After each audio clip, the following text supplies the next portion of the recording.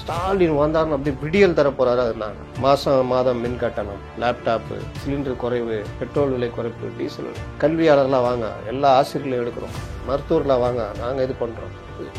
ஆட்சிக்கு வந்தா எப்பா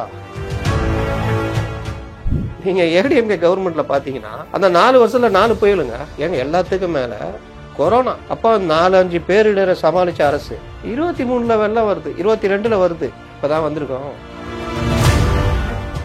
அதிமுக ஆட்சியில பாத்தீங்கன்னா கடுமையான 4 இடர்கள்லயும் வார் ரூம்ல அங்கேயே தூங்குன அமைச்சரும் பார்த்துருக்கோம். உதயகுமார் வேஷ்டியை மடிச்சு கட்டி இறங்குறாங்கல்ல, மழை வந்தோடனே அதுக்குன்னே காத்துக்கிட்டு இருக்கு.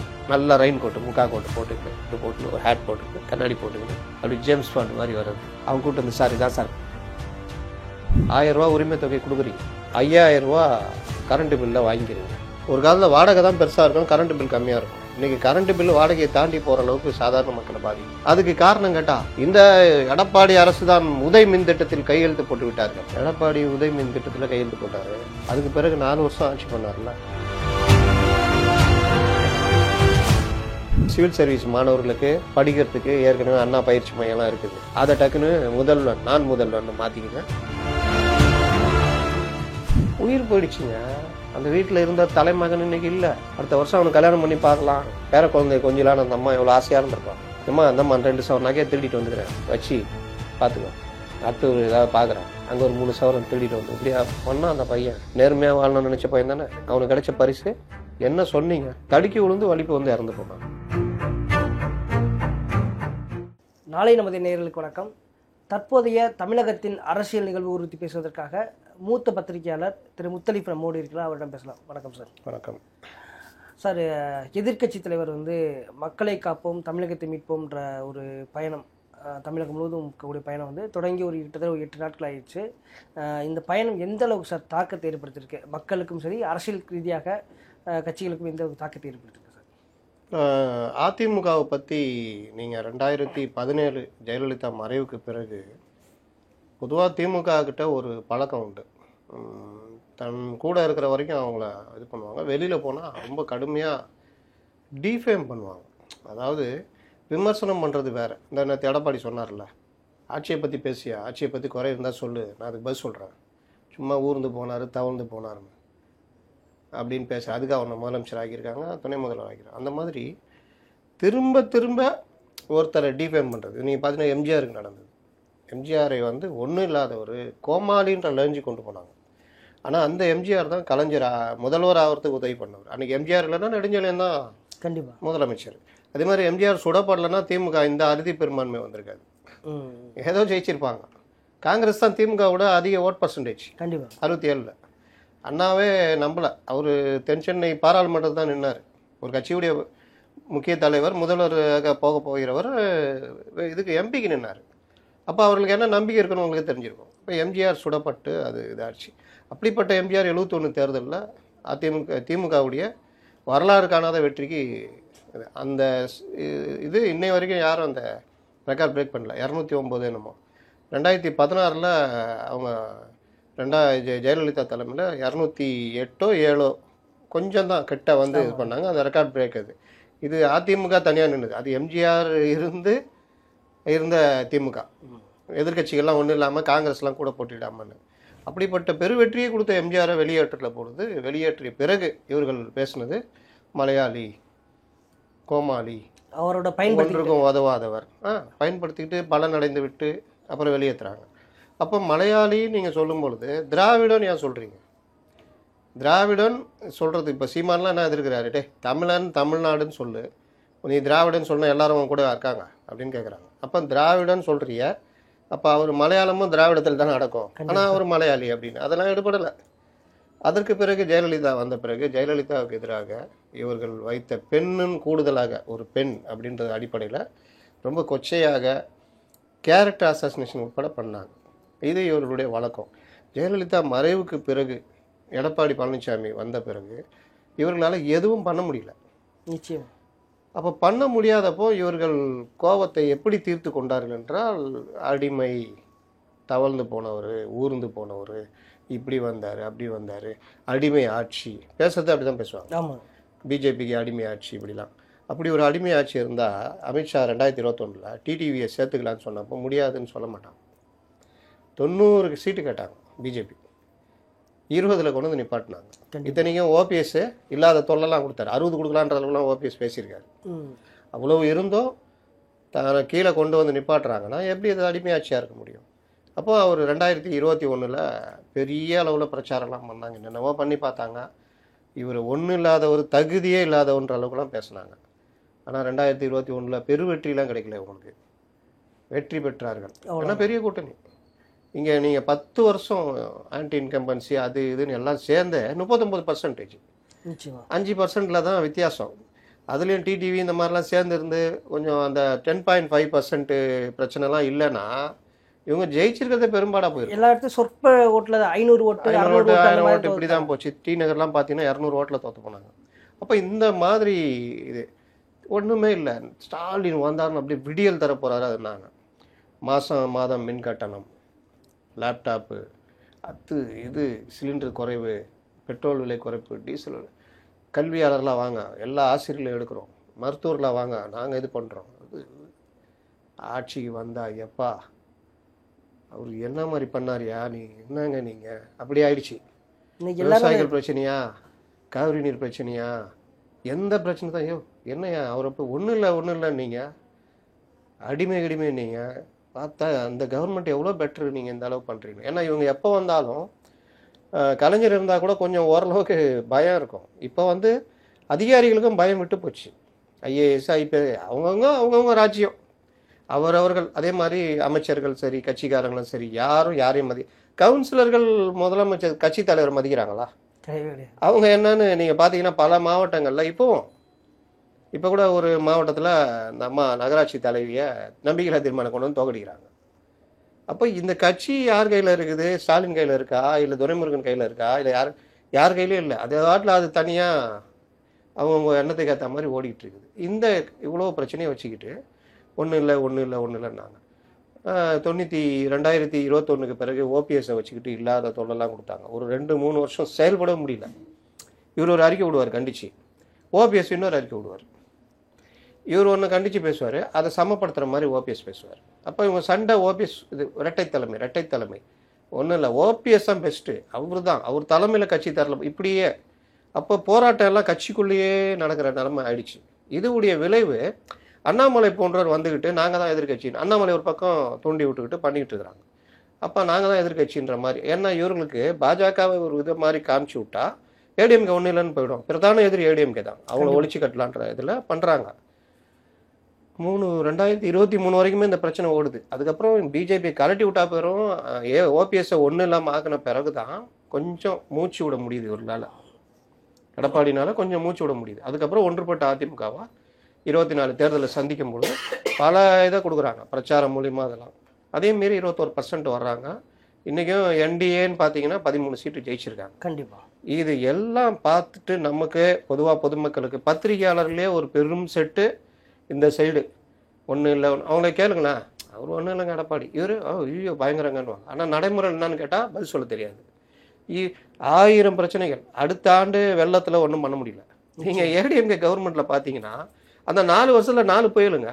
ஆமாம், பெரிய பேரிடு. ஏங்க எல்லாத்துக்கும் மேலே கொரோனா, வருமானமே கிடையாது. அதை சமாளித்த விதம் இருக்குது. இன்னைக்கு இஸ்லாமியர்களுக்கு இவர்கள் எதிரின்றாங்களே, இஸ்லாமியர்களுக்கு நீங்கள் கொரோனா காலத்துலேயும் அவ்வளோ இது பண்ணி அந்த பள்ளிவாசலுக்கு அந்த நோன்பு டைமில் அதை வந்து நோன்பு கூட முடியாது கொரோனானால. அதை ஆனாலும் அந்த அரிசியை கொடுத்து நீங்கள் என்ன பண்ணுறீங்களோ தனித்தனியாக டிஸ்ட்ரிபியூட் பண்ணிட்டு ஏதோ பண்ணுங்கன்னு சொல்லிட்டு அவ்வளோ ஒரு இதெல்லாம் பண்ணாங்க. அப்போ 4-5 பேரிடரை சமாளித்த அரசு 23 வெள்ளம் வருது, 22 வருது. இப்போ தான் வந்திருக்கோம். அவர்கள் செய்த தவறு, அதனால் 1 வருஷம் டைம் கொடுங்கண்ணார். நம்ம ஆளுங்களாம் ஆமாம்மா அவர் செஞ்ச தவறு வேற லெவல் பண்ணுவார். திருப்புகழ் கமிட்டி சென்னை 4000 கோடி ஆச்சா பூச்சான்னு உருட்டினாங்க. அடுத்த வருஷமும் வெள்ளம், மழைநீர் வடிகால் பண்ணி பெரிய டிராஃபிக் ஜாம், எங்கே போனாலும் முட்டிக்கிட்டு நிற்கும். என்ன சரி விடு, சென்னை ஏதோ பெருசாக ஆக்க போகிறார், விடியல் சென்னைக்கே விடியல் வரப்போகுதுன்னு பார்த்தா இன்னை வரைக்கும் நேற்று இது இந்துவில் ஒரு இது வந்திருக்குது. ரோட்டில் இருக்கிற பள்ளங்களெல்லாம் அந்த அளவுக்கு ரோட்டில் பள்ளங்கள் இருக்குது, அதெல்லாம் மூடணும் அப்படின்ற மாதிரி ஒரு ஆர்டிகல். நான் கூட போட்டிருந்தேன், ரோட்டில் பள்ளம் இல்லை, பள்ளத்தில் தான் ரோடு. ரோடு முன்ன தான் ரோட்டில் பள்ளம் இருந்தது, இப்போல்லாம் பள்ளத்தில் தான் ரோடு. கார்ப்பரேஷன் செய்கிற குறைந்தபட்ச அந்த சின்ன சின்ன குழிகளை மூடுற இது கூட இல்லை. ஆனால் அதுக்கெல்லாம் கணக்கு எழுதிக்குவாங்க. அப்போது 2023 ஒரு வெள்ளம் வருது. அந்த வெள்ளத்தில் பார்த்தீங்கன்னா இவங்க அட்ட ஃபெயிலியர்னு தெரியுது. கூட்டணி கட்சிகள் மட்டும் முட்டு கொடுக்குறாங்க. அப்போ கேட்டப்போ இல்லாத கதையெல்லாம் சொல்கிறாங்க. இதையெல்லாம் வச்சு பார்க்கும்போது இவர் எடப்பாடி ஒன்றுமே இல்லை, மக்கள் ஆதரவும் கிடையாது, ஏதோ ஓடுது பார்ப்போம். இதில் விஜய் வேறு வந்துட்டார், இவர் வேறு பிரச்சார பயணம். உண்மையிலேயே நான் நினச்சேங்க, இவர் பிரச்சார பயணம் ஆரம்பிக்கிறாரு, போராடலாம். இவர் வெறும் வண்டியில் போவாங்கல்ல, ரோட்டில் ஆளை கூட்டி வச்சும் இவங்க போராட்டத்துக்கெல்லாம் பின்னாடி அப்படி ஜனங்க இப்படி பாஸ் பண்ணிட்டு இருப்பாங்க. ஒரே ஆளுங்களை ஒரு 500 பேர் வச்சிங்க, அப்படியே பாஸ் பண்ணிகிட்டே இருப்பாங்க. அந்த மாதிரி ஏதோ நடக்க போதான்னு பார்த்தா உண்மையிலேயே ஆச்சரியங்க எனக்கு. அலைக்கடலைன்னு கூட்டம் எல்லா இடத்துலையும், ஒரு இடத்துல இல்லை, எல்லா இடத்துலையும். குன்னமில் பார்க்குறேன், கள்ளக்குறிச்சியில் பார்க்குறேன், கடலூரில் பார்க்குறேன், எங்கே பார்த்தாலும் கூட்டம், மக்கள் வெள்ளம். அப்போ 10 மணிக்கு மேலே காத்திருக்காங்க. 10 மணிக்கு அப்போ என்னன்னா இவர்கள் கட்டமைத்திருக்கிறார்கள். வழக்கம் போல ஒன்றும் இல்லைன்னு கட்டமைத்து பாஜகவை மத்திய அரசை எதிரியாக அப்படியே காட்டி இவர்களுடைய குறைகளை மறைச்சிக்கிட்டு பண்ணுறாங்க. ஆனால் நீங்கள் பாருங்கள், நேற்று ஒரு இது நான் கூட போட்டிருந்தேன் பதிவு. போன வருஷம் வரைக்கும் எல்லாருக்குமே இந்த கஷ்டம் இருக்குது. ஒரு 1000 ரூபா 1500 கட்டின இடத்துல இபி பில்லு 4000 ரூபா 5000 ரூபா கண்டிப்பாக அப்படி இரட்டிப்பாக எல்லாருக்கும் இருக்குங்க. இதில் இந்த வாடகை வீட்டில் குடியிருக்கிறவங்களுக்கு ஒரு யூனிட்டுக்கு 6 ரூபா 7 ரூபா வாங்குறதுலாம் வீட்டு ஹவுஸ் ஓனர் இருக்காங்க. அப்போ அங்கெல்லாம் நீங்கள் பார்த்தீங்கன்னா என்னங்க, ஒரு காலத்தில் வாடகை தான் பெருசாக இருக்கும், கரண்ட் பில் கம்மியாக இருக்கும். இன்றைக்கி கரண்ட் பில் வாடகையை தாண்டி போகிற அளவுக்கு சாதாரண மக்களை பாதிக்குது. வருமானத்தில் பெரும் தொகுதியை மின் கட்டணத்துக்கு வைக்கிற நிலைமை. அப்போ நீங்கள் என்ன சொல்லி வந்தீங்க, மாதந்தோறும் மின் கட்டணம்? ஏன்னா இப்போ 500 யூனிட் வரைக்கும் ஒரு இது 501 ஆயிடுச்சுன்னா 3 ரூபா இருக்கிறது 5 ரூபா ஆகிடும். அப்போ 501 × 5னா 2500 ரூபா மேலே போயிடும். 500 வரைக்கும்னா 3 ரூபானா 1500 ரூபா. அப்போ ஒரு யூனிட்டுக்கு ஒன்றா கூட எக்ஸ்ட்ரா 1.5 மடங்கு பணம் செலுத்துகிற வேண்டி இருக்கும். அதுக்கு நீங்கள் என்ன சொன்னீங்க, மாதந்தோறும் மின் கட்டணம் அப்படின்னா நம்மளுக்கே சந்தோஷம். என்ன யூஸ் பண்ணாலும் 600 யூனிட் 2 மாதம் யூஸ் பண்ணுறான்னா என்ன பண்ணாலும் 300 யூனிட். அப்போ 3 ரூபானா 900 ரூபா வரப்போகுது. பரவாயில்லப்பா, நல்லா யோசிக்கிறாங்க அவங்க. இது வரைக்கும் பண்ணலை. ஆனால் குதிரை குப்புற தள்ளியதும் அல்லாமல் குதிரை குழி பறித்ததும் எல்லாம் குப்புற தள்ளிச்சிடுவோம் மாதிரி இவங்க இந்த வேலையும் பண்ணலை, கரண்ட் பில்லையும் 3 தடவை ஏற்றிட்டாங்க. நிச்சயமா அதுக்கு காரணம் கேட்டால் இந்த எடப்பாடி அரசு தான் உதய் மின் திட்டத்தில் கையெழுத்து போட்டு விட்டார்கள் அப்படி இப்படின்னு ஆளுங்களை விட்டு பதில். எடப்பாடி உதய் மின் திட்டத்தில் கையெழுத்து போட்டார். அதுக்கு பிறகு 4 வருஷம் ஆட்சி பண்ணார்ல, 4 வருஷத்தில் ஒரு தடவையாவது மின் கட்டணத்தை ஏற்றுனாரா? கிடையவே கிடையாது. நீங்கள் வந்த உடனே அவ்வளோ பேசிட்டு 3 வருஷத்தில் ஒவ்வொரு வருஷமும் ஏற்றிக்கிட்டே இருக்கீங்களா? இந்த வருஷமும் ஏற்ற வேண்டியது. அதுக்குள்ளே இந்த தகவல் வெளியில் இந்த வருஷமும் ஏற்றுறாங்க 6%ன்னு தேர்தல் காலம்ல. ஐயோ இல்லை நம்பாதீங்க ஏற்றலை, வீடுகளுக்கு மட்டும் ஏற்றலை எப்படி? சரி, மற்ற இதுக்கு ஏற்றினா சிறு குறு தொழில் ஏற்றினா அந்த விலைவாசி உயர்வுலாம் யார் தலையில் விடியும்? மின் கட்டணத்தை ஏற்றுறதுக்கு எதுக்குன்னு கேட்டால் நஷ்டத்தில் போகுது. நீங்கள் ஏற்றின பிறகு வருமானம் வந்த பிறகு இப்போது நஷ்டத்தில் போகுது, 3 தடவை ஏற்றின பிறகு. அப்போ நீங்கள் என்ன ஒரு இது பண்ணி இன்னை வரைக்கும் மின்துறைக்குன்னு ஒரு அமைச்சர் தெளிவாக இருக்காங்களா? கிடையாது. ஒருத்தர் இருந்தார், உள்ளே போனார், அதை தூக்கி இன்னொருத்தர் கையில் கொடுத்துருக்கலாம், ஒரு தனி நபர்கிட்ட கொடுத்துருக்கலாம். இவர் நிதியை பார்க்குறவர்கிட்டயே மின்துறையும் கொடுக்குறீங்க. அதுக்கப்புறம் இந்த துறை பாருங்கள், முக்கியமான துறை மின்துறை எங்கேயும் அல்லாடுது. அப்போ இது இவர்களுக்கு இதை பற்றி அக்கறையே இல்லை, என்ன பண்ணணுமோ மக்களை பற்றி கவலையே இல்லைன்னு. அப்போ இந்த மாதிரி பிரச்சனைகள் எல்லாமே மக்கள் கடுமையான கோபத்தில் இருக்காங்க, மாற்றியே தீர்வோன்ற வெறுப்பில் இருக்காங்க. 2 முடிவு.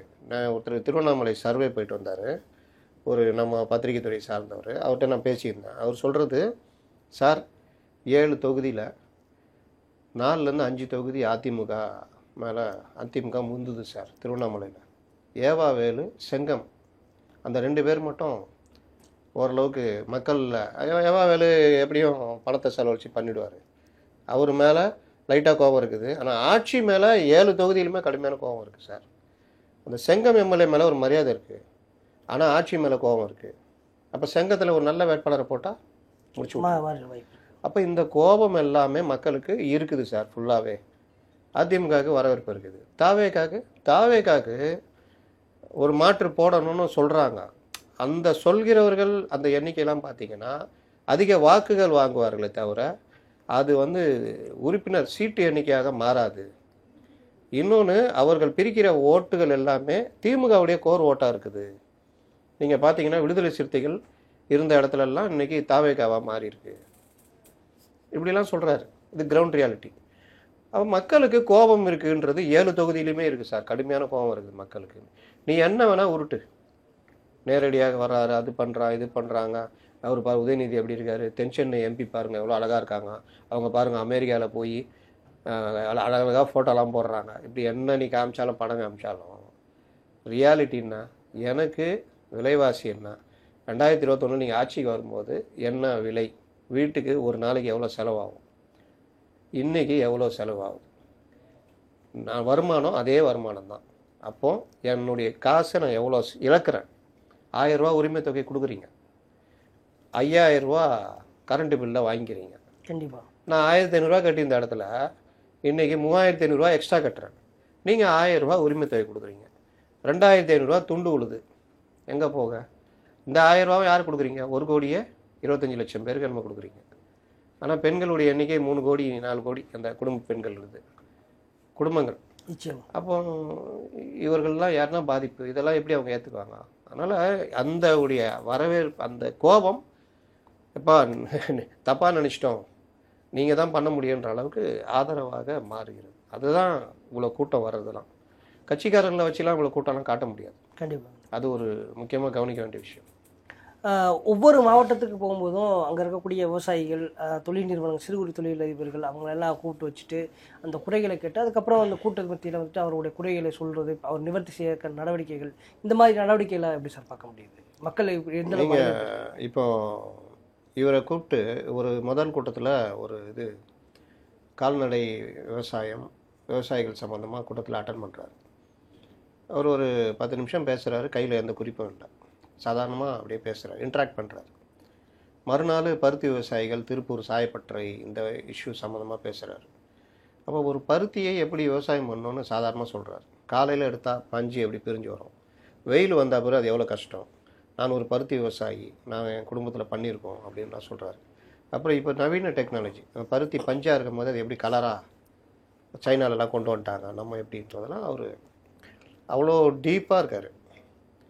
ஒரு அரசியல் கட்சி தலைவருக்கு அதுதான் தேவை. காமராஜரை ஏன் நம்ம பெருசாக பேசுகிறோம்? அவருக்கு தமிழ்நாட்டில் தெரியாத கிராமங்களே கிடையாதுன்னு சொல்லுவாங்க. இந்த கிராமமாக இந்த பிரச்சனை, இந்த இதுலையா இந்த பிரச்சனை இருக்குது, இதையெல்லாம் உணர்ந்தவன் தான் தலைவன். அவன்கிட்ட போய் ஒரு அதிகாரி காமராஜர்கிட்ட ஏமாற்ற முடியாது. ரோட்டில் போகிறாரு, ஒரு குழந்தை ஆடு மேய்ச்சிட்டு போய்கிட்டு இருக்கிறான், ஒரு பையன், டேய் படிக்க போலையாடா அப்படின்னு காரை நிறுத்திட்டு கேட்குறாரு. படிக்க போனால் சோறு நீ போடுவியா, ஆடு மேய்ச்சா தான் காசு எங்களுக்கு அப்படின்னு அந்த பையன் சொல்கிறான். அப்போ சோறு போட்டால் ஸ்கூல் போவியா, போடு, நான் போடலாம் பாரு. அவனுக்கு காமராஜர் தெரில. அப்போ தான் அவர் யோசிக்கிறாரு, ஓ பலருக்கும் இந்த பிரச்சனை இருக்குது, சரி மதிய உணவு திட்டம். காமராஜருக்கு நிலவரம் தெரியும். அதிகாரி என்ன சொல்கிறாங்க தெரியுமா? சார் செலவு அதிகமாக, நான் உன்ட்ட என்ன சொன்னேன், மதிய உணவு திட்டம் போட போகிறேன், அதற்கான ப்ராசஸை பண்ணு தான் சொன்னேன், இலையை தான் எடுக்க சொன்னேன், உன்னை தலையை என்ன சொல்லலை. மதிய உணவு திட்டத்துக்கான நிதியை எப்படி பண்ணணும்னு எனக்கு தெரியும், பிச்சை எடுத்தாவது நான் பண்ணிக்கிறேன், ஆக வேண்டிய வேலையை நீ பார். இதுதான் தலைவன். அப்படியா, செலவாகுமா, சரி சரி, இப்படி இருக்கிறவன் தலைவன் கிடையாது. தலைவன்னா சாதாரண கடைநிலை மக்களுடைய பிரச்சனைகளை புரிஞ்சிட்டு வரணும். நீங்கள் எம்ஜிஆர் ஏன் சத்துணவை இன்னும் எக்ஸ்டெண்ட் பண்ணி, ஏன் இலவச காலனி சீருடை எம்ஜிஆர் காலத்தில் தான் இந்த மாதிரி விஷயங்கள்லாம் வருது. நான் எம்ஜிஆர் வந்து பசியை உணர்ந்தவர், வறுமையை உணர்ந்தவர். அதனால தான் அவர் நடிகராக இருக்கும் பொழுது தனக்கு வர்ற வருமானத்தில் பெரும்பகுதியை தன்னை சார்ந்த சக தொழிலாளர்கள், சக stuntman, cameraman, light boy, யாருக்கோ வந்து கேட்குறவங்களுக்கு இல்லைன்னு கிடையாது. அதனால தான் அவரை கலியுக 8வது வல்லன்ற அளவு சொல்கிறாங்க. நான் அதுக்கப்புறம் யாரையும் பார்க்கல அந்த மாதிரி செய்கிறாங்க. ஆனால் எம்ஜிஆர் அளவுக்கு செய்தார்களானா இல்லை. Jayalalithaa born with silver spoon, அவங்க பிறக்கும் போதே பணக்காரர் இது. ஆனாலும் அவங்கக்கிட்ட ஒரு அந்த கிரவுண்ட் ரியாலிட்டியோட ஒரு ஒட்டுன தன்மை இருந்தது. அது என்ன காரணம் தெரியாது. சின்ன வயசில் தந்தை இழந்து தாய் கஷ்டப்பட்டதை பார்த்ததாலையான்னு தெரில. அவங்க வேலைக்காரர்கள் முதற்கொண்டு அவங்க நடத்துனதெல்லாம் கேட்டிங்கன்னா வேறு லெவலில் இருக்கும். அவங்க போகிற வழியில் ஒரு டீ கடையில் ஒரு அம்மா டீ இந்த அந்த போயஸ் கார்டன் ரோட்டில் விற்று இந்த அம்மாவே இவங்க முதல்வர் ஆனோன்னு தூக்குனப்போ உடனே அதை நோட்டீஸ் பண்ணி வர வச்சு ஏன் அதை தூக்குனீங்கன்னு கேட்டு அந்த அம்மாவை கூட்டுவாங்கன்னு சொல்லி டீ கடை போட்டுக்குமா நீ நடத்து யாரும் உன்னை தொல்லை பண்ண மாட்டாங்கன்னு.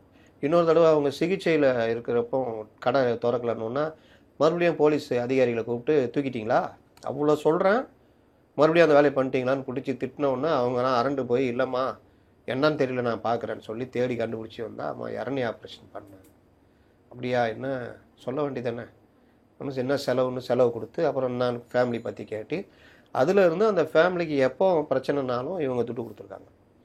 அங்கே பெருக்குறாங்கல்ல போயஸ் கார்டனில் அவங்க முதற்கொண்டு கூப்பிட்டு உள்ளே வச்சு சாப்பாடு போட்டு உட்காந்து அவங்கள்ட்ட அரசியல் பேசிகிட்டு இருப்பாங்க. என்ன நினைக்கிற எப்படி இருக்குது என்ன இந்த ஒரு எளிமை மட்டும் இல்லை அந்த ஒரு என்ன சொல்ற கனெக்ட் அடித்தட்டு மக்களோட கனெக்ட் ஆகணும். அவங்களுக்கும் பிரச்சனை இருக்குன்னு நம்ம முதல்ல யோசிக்கணுங்க. ஃபஸ்ட்டு என்ன தெரியுமா இவர்களுக்கு பிரச்சனை இருக்குது. இப்போ வர்றோம் ஒரு ஷூட் பண்ணுறோம் ஒரு கேமராமேன் இருக்கார் அவர் நம்ம பிரச்சனையோட மட்டுமே பார்க்கக்கூடாது. என்ன ஏன் இப்படி பண்ணுற ஏன் லேட்டாக வர என்ன இப்படி இருக்க என்ன இந்த மாதிரி ஷர்ட்டு போட்டிருக்கேன் என்ன இப்படி இருக்கேன்னா அவங்கள நீங்கள் கொஞ்சம் நெருங்கி கேட்டிங்கன்னா அவங்களுக்கு 1000 பிரச்சனை இருக்கும். இன்னொரு ஷர்ட்டு எடுக்க முடியாத லெவல் கூட இருப்பாங்க.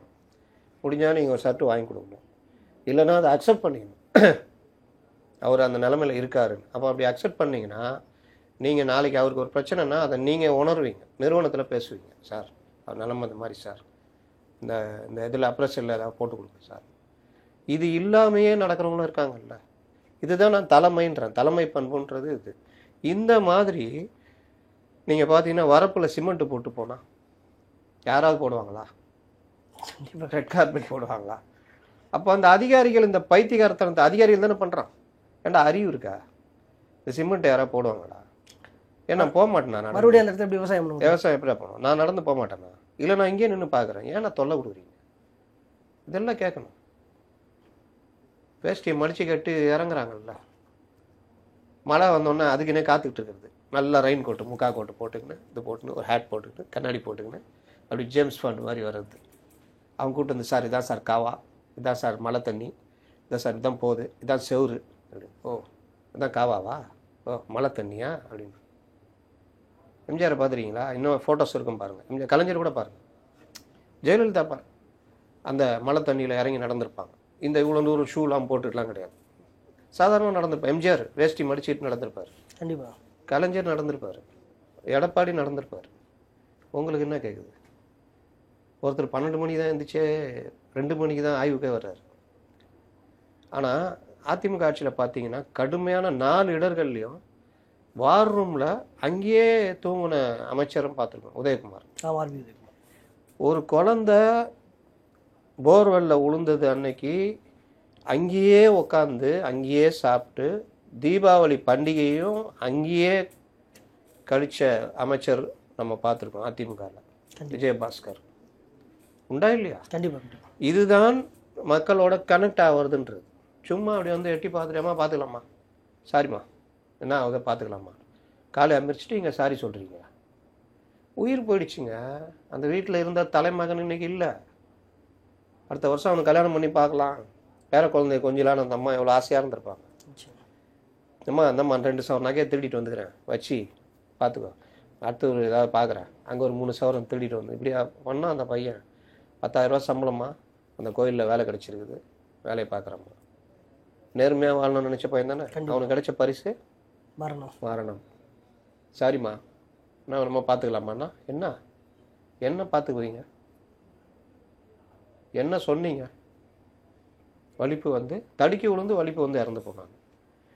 இது எல்லாம் தான் ஜனங்களுக்கு கோபமாக மாறுது. இந்த மாதிரி விஷயங்கள்ல அவர் வந்து ஒரு கனெக்டில் இருக்கார். நீங்கள் 38 மாவட்டங்களை பற்றி கேட்டால் சொல்லுவார். அவர் 38 மாவட்டம் பேரையும் சொல்லுவார். காவிரி நதி நான் தேவையில்லாமல் நான் வந்து புகழலாம் மாட்டேன். இந்த சைடு எவ்வளோ நல்ல விஷயங்கள் தான் அதையும் பேசுவேன். நான் பார்த்ததில் ரொம்ப கையில் ஃபிங்கர் டிப்பில் வச்சுருக்குன்னு பார்த்தோன்னா இவரை சொல்லுவேன்.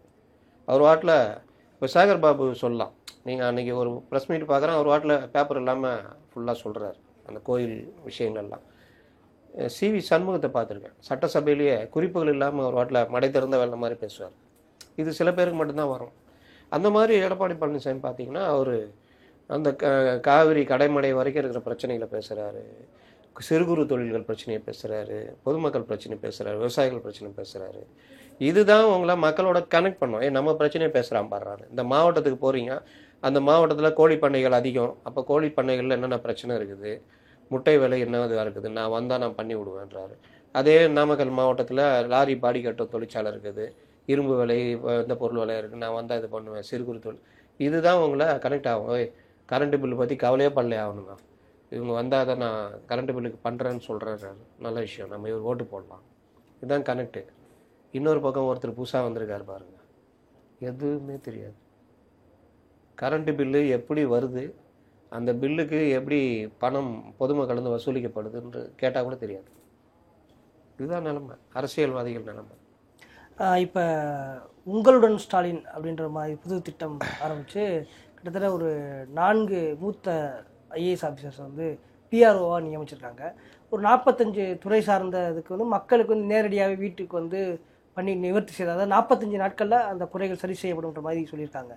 இந்த திட்டத்தை எப்படி பார்க்குறீங்க? இதில் இருக்கக்கூடிய சிக்கல்கள் என்ன சார்? அதாவது இவர்கள் பண்ணுறது எல்லாமே டெம்ப்ளேட்டுன்னு நான் திரும்ப சொல்கிறேன். கலைஞர் திமுக தலைவராக முதல்வராக இருந்த பொழுது அறிவாலயம் கலைஞர் தான் பார்த்து கட்டினார். அறிவாலயத்துக்கு தினம் வருவார். அவர் அதை தன்னுடைய வாழ்க்கையோட ஒரு அங்கமாகவே மாற்றிவிட்டார். நம்ம அரசியலில் இருக்கிறோம், நம்முடைய பணி இங்கே வர்றது அப்படின்னு. ஜெயலலிதா பார்த்தீங்கன்னா அந்த ராயப்பேட்டை அந்த அலுவலகம் எம்ஜிஆர் காலத்துலேருந்து இருக்குது. நடுவில் கூட அந்த அலுவலகத்தை வேறு இடத்துக்கு அடையாறு வேளச்சேரி சைடில் மிகப்பெரிய அளவில் வாங்கலாம் கட்டலாம் அப்படின்னு முடிவெடுத்த போது தடுத்துட்டாங்க. ஸ்பைஸ் கார்டன், செக்ரட்டரியேட்டு, இது எல்லாமே பக்கத்தில் இருக்குது. இவங்க வந்து இறங்கி வந்தாங்கன்னா தொண்டர்கள் வரக்கூடிய இடமா இருக்கும். நம்ம அங்கே போகிறோமோ இல்லையோ, நம்ம வீட்டிலேருந்து பணியை பார்க்குறோமோ, அது வேறு விஷயம். ஆனால் இது சென்டராக ஒரு இடத்துல இருக்கணும் அப்படின்றதுலாம் இருந்தோம். கலைஞர் டெய்லி வருவார் போவார் எல்லாம். இன்றைக்கி அறிவாலயம் இருக்குது, இவங்க வர்றாங்களான்னு பார்த்தா வர்றதே கிடையாது. தலைவரும் வரல, தலைவருடைய மகனும் வரல, யாரும் வரலன்னா மற்ற நிர்வாகிகளும் வரமாட்டாங்க. அந்த சிஸ்டமே அங்கே குலையுது. இவர்களுக்கு எல்லாமே நான் சொன்னேன்ல, மழை வந்துச்சுன்னா எறா அந்த ரெயின் கோட்டை போடுறா, முக்கா கோட்டை போடுறா, கூலிங் கிளாஸ்ன்னு போட்டு இந்த ஷூ ஒரு முக்கா ஷூ போட்டு போகிறது. ஊட்டிக்கு போனால் கூட இருக்கிற ராசா வேஷ்டி சட்டையில் வழக்கம் போல் இருக்கார். இவர் மட்டும் பேண்ட் ஷர்ட் போட்டு இந்த பாக்கியராஜ் மாதிரி ஒரு அந்த மஃப்ளர்லாம் போட்டுருந்தேன். காஸ்டியூம் இது எதுக்குன்னா, இவரை வந்து இந்த கண்ணாடி கூட பார்த்தீங்கன்னா, இப்போ ஒரு கட்சி தலைவர் கண்ணாடி போடுறாரு அப்படின்னா வழக்கமாக போடுற கண்ணாடி அந்த மாதிரி விட்டு இவர் பார்த்தீங்கன்னா அந்த ஜெயிலர் படம் கண்ணாடி தான் போட்டுக்கிட்டு இருக்காரு. பார்த்தீங்களா? நீங்கள் பெரும்பாலும் யாரும் அந்த மாதிரிலாம் ஒரு இதுவாக கவனிக்க மாட்டாங்க. கண்ணாடினா கண்ணாடி கண்ணுக்கான ஒரு இது அவங்க ஃபேஸுக்கு ஏற்ற மாதிரி போடுவாங்க. அப்போ இந்த மாதிரி ஒவ்வொரு விஷயத்துலையும் இவரை வந்து இந்த மாதிரி காமிக்கிற வேலை தான் நடக்குது. அதில் ஒன்று தான் உடன்பிறப்பே வா. எது அறிவாலயத்தில் வந்து உடன்பிறப்பை சந்திக்கிறதுக்கு ஒரு டெம்ப்ளேட் வசனம், உடன்பிறப்பே வா. அதே மாதிரி இவர் ஆட்சியில் இல்லாத பொழுது, எதிர்கட்சி தலைவராக இருந்த பொழுது ஒரு பொட்டி வச்சார். அவர் தான் ஊரா அதுக்கு ஏதோ ஒரு உங்களுடன் ஸ்டாலினா அதுக்கு ஏதோ ஒரு பேர் வச்சிருந்தார், நமக்கு நாமே. அது 2016. அதுக்கு பிறகு நமக்கு நாம இந்த மாதிரி தான் ஆரம்பிச்சது. ஒவ்வொன்றுக்கும் ஒரு டெம்ப்ளேட் பேர் வச்சுக்கிறது. இது அந்த மாதிரி ஒரு பேர் வச்சு பொட்டி வச்சு வாங்கினார். நீங்கள் அந்த கார்டை எடுத்துகிட்டுலாம் வரலாம், நாங்கள் இருப்பேன், சிஎம்மாக இருப்பேன், என்னை வந்து கார்டை காமிச்சிங்கன்னா நேராக கொண்டு வந்து என்கிட்ட விட்டுருவாங்க அப்படின்னு. நல்லா விட்டாங்களே. அதுக்கு பிறகு ஆட்சிக்கு வந்த பிறகு வேறு ஏதோ ஒரு இது கொஞ்சம் உருட்டினாங்க. இப்போது இந்த அதான் தேர்தல் வருதே, அதனால் மறுபடியும் வேறு வகையில் உருட்ட ஆரம்பிச்சிருக்காங்க. உங்களுடன் ஸ்டாலின், ஒன்றிணைவோம் வா. இவங்க எங்கே ஒன்றிணைறாங்க? ஓரணியில் தமிழ்நாடு. ஓரணியில் இருக்கீங்க நீங்கள். திருமாவளவன் ஒரு அணியில் இருக்கார், சண்முகம் ஒரு அணியில் இருக்கார், காங்கிரஸ் ஒரு அணியில் இருக்க, எல்லாம் முறுகி நிற்கிறாங்க. கட்சிக்குள்ளேயாவது அணி இருக்குதான்னு பார்த்தா அமைச்சர் நேருவே முறைச்சி இது பண்ணுற அளவுக்கு பெரிய பிரச்சனையாக உள்ள கோஷ்டி ஓடிக்கிட்டு இருக்குது. சரி, வீட்டுக்குள்ளேயாவது ஒரு அணி இருக்குதான்னு பார்த்தா அங்கேயும் இல்லை. ஒன்றிணைவோம் வான்னு இவர் கூப்பிட்டா யாரும், நீங்கள் தலைவரை நீங்கள் போங்க நாங்கள் வரோம், அவனுக்கு ஒன்றே தீர்வுன்ற லெவலுக்கு தான் கடுப்பில் இருக்குது, சுற்றிட்டு இருக்கிறாங்க. அமைச்சருக்குள்ளே ஒற்றுமை இருக்கா? அதிகாரிகளுக்குள்ளே இருக்கா? ஐஏஎஸ் ஐபிஎஸ் அதிகாரிகளுக்குள்ளேயே அந்த இது பிரிவினைலாம் இருக்குது. ஒருத்தர் கவுக்குறையார் பாடலாம். அப்போ இது எல்லாத்தையும் மறைச்சிக்கிட்டு ஓரணியில் திரள்வோம். அது ஓரணியில் தான் கேட்டார் சீமான். ஓரணியில் திரண்டு என்ன பண்ண போகிறீங்க, இவ்வளோ நாளாக இருந்து அப்போ திரளலையா அப்படின்னு. இப்போ ஒன்றிணைவோம் வா, இந்த 46 வகையான இதுன்னு இது எல்லா இதுலேயுமே இருக்குங்க, கவர்மெண்ட் போர்ட்டல்லே இருக்குங்க. அதுதானே இ-சேவை மையம் இ சேவை மையம் இருக்குங்க. பழைய மொந்தையில் புதிய கல்லுன்னுவாங்க, பெயிண்ட் அடிச்சு கொண்டு வந்துடுறது. இல்லாட்டி அந்த காலத்தில் என்ன அந்த அம்மா திட்டம் கொண்டு வந்தாங்க, ரெவன்யூ டிபார்ட்மெண்ட்லாம் அந்த இதை கொண்டு வந்தாங்கன்னா அதை மறுபடியும் இது பண்ணி ஒரு பேரை மாற்றிக்கிறது. சிவில் சர்வீஸ் மாணவர்களுக்கு படிக்கிறதுக்கு ஏற்கனவே அண்ணா பயிற்சி மையம்லாம் இருக்குது, அதை டக்குன்னு நான் முதல்வன் மாற்றிக்கின்னு அதன் மூலயமா இந்த பாருங்கள் 7500 கொடுக்குறோம், பயிற்சி கொடுக்குறோன்னு. அதான் ஏற்கனவே அண்ணா பயிற்சி மையம் இருக்குதே, அண்ணா மேலாண்மை இதுன்னு வருஷம் பூரா இருக்குது. கண்டிப்பா இவங்க வந்து இந்த வருஷம் மட்டும்தான் இவர் நான் முதல் வந்தனால 57 பேர் ஐபிஎஸ் இந்த உங்களுடன் ஸ்டாலின் திட்டம் கூட ஜெயலலிதா அம்மா ஆட்சி காலத்தில் கொண்டு அதை தான் சொல்கிறேன். அதோடைய மறுவடிவமாக மாற்றிக்கின்னு உங்களோட இது நான் முதல்வன், அந்த உங்களுடன் முதல்வன்ற ஸ்டாலின்றதை கொண்டு வராங்க. இந்த விஷயங்கள் எல்லாம் இ சேவை மையத்தில் போனாலும் நீங்கள் பண்ணலாம். இங்கே என்ன பிரச்சனை, அதிகாரிகளும் சரி, இப்போ முதல்வருடைய இதில் நீங்கள் எதாவது புகார் கொடுத்தீங்கன்னா உங்கள் புகார் பெறப்பட்டது, உங்கள் புகார் ப்ராசஸில் இருக்குது, உங்கள் புகார் முடித்து வைக்கப்பட்டது, ஆனால் புகார் அப்படி தான் இருக்கும், அவன் பிரச்சனை அப்படி தான் இருக்கும். இது மாதிரிலாம் பண்ணிட்டு தான் இருந்தாங்க. 1-2 அங்கங்கே ஏதோ நடக்கும். அப்போ இப்போ வந்து இந்த இது 46 இதுன்றதுலாம் உருட்டுனா ஜனங்க வந்து பாடுறா கவர்மெண்ட்டு அந்த கடைசி 6-8 மாதம் பயங்கர வேகமாக இருக்காங்களா அப்படி இப்படின்றதுக்கு ஒரு உருட்டு. ரெண்டாவது, எந்த காலத்திலையும் இல்லாத அளவுக்கு நீங்கள் யாரையோ ஸ்போக்ஸ் பர்சனாக மாற்றினீங்க. பத்திரிகையாளர் போர்வையில் திமுக ஸ்போக்ஸ் பர்சனை கொண்டு வந்து வச்சிங்க, சொம்பு அண்டா கிளாஸு அது இதுன்னு. அப்புறம் சேனல்களை ஸ்போக்ஸ் பர்சனாக மாற்றினீங்க, நெறியாளர்களையே திமுகவுடைய ஸ்போக்ஸ் பர்சனாக மாற்றினீங்க. ஒரு டிபேட் நடக்குதுன்னா பத்திரிகையாளர், அரசியல் விமர்சகர், திமுக சார்பு ஒருத்தர் இருப்பார், வேற ஒரு கட்சி, இந்த விடுதலை சிறுத்தைகள், சிபிஎம், சிபிஐ, இந்த மாதிரி இவர்கள் ப்ளஸ் நெறியாளர் 5 பேர் ஒரு பக்கம் இருப்பாங்க. இந்த பக்கம் அதிமுக இல்லை பாஜக இல்லை பாவம் பூசா வந்த தம்பிகள் தாவேக்கா யாராவது ஒருத்தர் மாட்டிக்கின்னு முடிப்பாங்க. இந்த இது இப்படிலாம் மாற்றி யோசிச்சு அதோடைய எக்ஸ்டெண்ட் வடிவம் என்னன்னா ஐஏஎஸ் அதிகாரிகளே ஸ்போக்ஸ் பர்சனை மாற்றிட்டாங்க. அது இவரெல்லாம் பேசுறதுக்குன்னு பிறந்தவர். இப்போ ஜெய ராதாகிருஷ்ணன் இருக்காரு, கூட சமாளிக்கிறதுல அவர் நல்ல ஒரு இது உங்கள்கிட்ட நெருங்கி பழகுவார். நீங்கள் 2-3 தடவை என்கிட்ட கேள்வி கேட்கணும்னா ரங்கபாண்டி சொல்லுங்க ரங்கபாண்டின்னு ஒரு டச் வச்சுக்குவார். அதே மாதிரி அவர் நீங்கள் ஏற்றுக்கொள்கிற மாதிரி சொல்லுவார், டீப்பாக அதில் ஹோம்ஒர்க் பண்ணியிருப்பார்.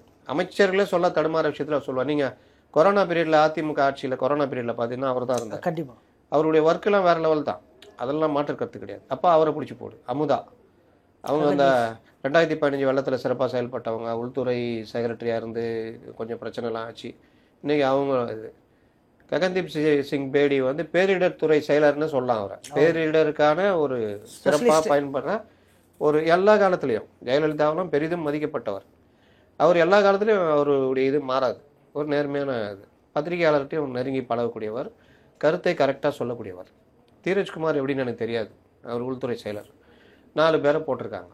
இவங்க 4 பேர் என்ன பண்ணுவாங்க, இந்த விஷயத்திலாம் ஸ்போக்ஸ் பர்சனாக இப்போ பேச தெரிந்த பத்திரிகையாளரோட நெருக்கமாக இருக்கக்கூடியவர்களை இவர்கள் போட்டு அதை இந்த ஊடகங்கள் சிம்பிளிஃபை பண்ணுறதுக்கும் ஊடகங்கள் வாலியாக ஒரு பிரச்சாரம் பண்ணுறதுக்கும் எந்த காலத்துலேயும் இல்லாத ஒரு இதுவே கட்சிக்காரங்க மாதிரி ஐஏஎஸ் அதிகாரிகளை பயன்படுத்துகிறாங்க.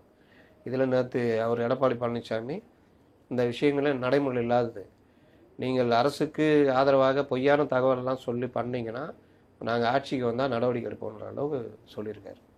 அதனால் அதிகாரிகள் ஐஏஎஸ் அதிகாரிகளை சிக்கலுக்கும் சங்கடத்துக்கும் உள்ளாக்குகின்ற வேலையை இந்த அரசு பண்ணுதுன்னு சொல்லலாம்.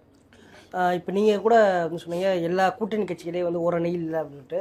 ஆனால் ஓரணியில் தமிழ்நாடு இந்த இதில் வந்துட்டு கிட்டத்தட்ட 10 நாட்களில் வந்து 1 கோடி பேர் இந்த திட்டத்தில் இணைஞ்சு திமுக உறுப்பினர்களாக ஆகியிருக்காங்க அப்படின்ற மாதிரி விளம்பரங்கள்லாம் வருது சார். ஒருத்தர் தேமுதிக விஜயகாந்த் காலத்தில் 36 லட்சம் பேரை ரொம்ப கஷ்டப்பட்டு உறுப்பினராக சேர்த்துருக்காங்க. இந்த மாதிரிலாம் இல்லை, மிஸ்காலு அது இதெல்லாம் இல்லை, நேரடியாகவே தொண்டர்கள்லாம் கஷ்டப்பட்டு சேர்த்துருக்காங்க. சேர்த்து முடித்தோன்னா 36 லட்சம் பேர்னா 36 லட்சம் குடும்பம்.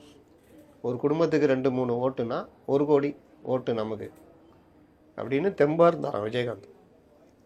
ஏன்னா 36 லட்சமும் நேரில் பேசி ஸ்லிப்பாக எழுதி வந்தது, கைப்பட எழுதி கொடுத்தது மாதிரி. அப்போ பரவாயில்ல அப்படின்னு. ஆனால் தேர்தலில் 36 லட்சம் இருக்குல்ல, அது கூட உள்ளல 10 லட்சமோ 12 லட்சமோ தான் வந்துச்சான் வாக்கு. இப்போ தெரியுது அந்த வித்தியாசம். இப்போ இன்னைக்கு இருக்கிற சூழ்நிலையில் அதிமுகவுக்கு ஆதரவு பெருகுது அப்படின்னா இந்த பிரச்சனையில் பாதிக்கப்பட்ட மக்கள் இது வேணாம் இவர்களுக்கு போடுவோம் இந்த தடவைன்னு ஓட்டு திரும்புது, டர்ன் அவுட் ஆகுது. இந்த டர்ன் அவுட் ஆகிறவங்களெல்லாம் அதிமுகவில் ரெட்டையில் நீங்கள் போட்டதுனால நீங்கள் எல்லாம் அதிமுக உறுப்பினர் அப்படின்னா கோபம் வரும் அவங்களுக்கு. நிச்சயம். நான் பேசுகிறேன், ஆட்சியே சரியில்லைன்ட்டு கொண்டு வரதுக்கு ஓட்டு போட்டால் எங்களை போய் அதிமுக காரன்றன்னு வரும். நான் ரொம்ப பேர் பார்த்துருக்கேன். இந்த டர்ன் அவுட் வாக்குகள் தான் உங்களை எப்போவுமே மாற்றும்.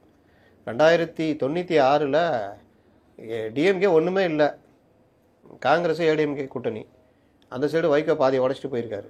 இந்த நிலைமை பார்த்தீங்கன்னா திடீர்னு தமாக வருது, உளவியல் ரீதியாக இந்த கட்சி ஜெயிக்கிற கட்சின்ற மாதிரி மாறுது. அப்போ ஒரு பெரிய டர்ன் அவுட் ஆகுது. அப்போ நான் டிஎம்கே எல்லாம் விரும்பியா ஓட்டு போட்டாங்க? கிடையாது. ஆட்சி மாற்றம் வேணும்னு போடுறாங்க. அதே டிஎம்கே ஒன்றும் இல்லை, பெரிய பிரச்சனை பண்ணுது.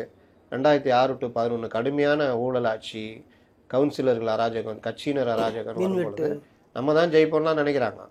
ஆனால் தேமுதிக அவங்களாம் கூட்டணி அமைச்சோன்னா 23 தொகுதி எதிர்கட்சியாக கூட வர முடியல. அதுக்காக மக்கள் வந்து ஃபுல்லாகவே இவங்களை தான் எல்லாமே அதிமுகவினர் ஆயிட்டாங்க, எல்லாரும் தேமுதிகவினர் ஆயிட்டாங்கன்னு சொல்ல முடியும்? கிடையாது. ஆட்சி மாற்றத்திற்காக. அரசியல்ல உண்மையா என்னதான் நடக்குது தெரிஞ்சுக்க நாளை நமதே சேனலை சப்ஸ்கிரைப் பண்ணுங்க.